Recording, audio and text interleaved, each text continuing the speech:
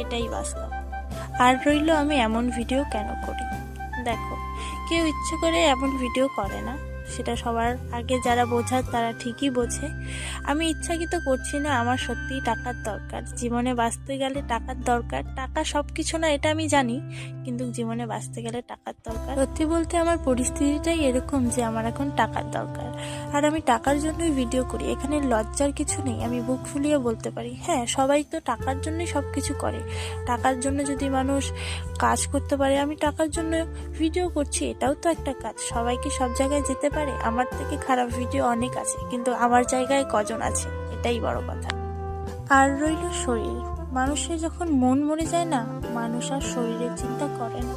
শরীর কি, শরীর তো চামড়ার জিনিস, ধুলেই পরিষ্কার হয়ে যাবে। কিন্তু মনে যদি একবার কালি বসে না, সেটা ধুলেও পরিষ্কার হয় না।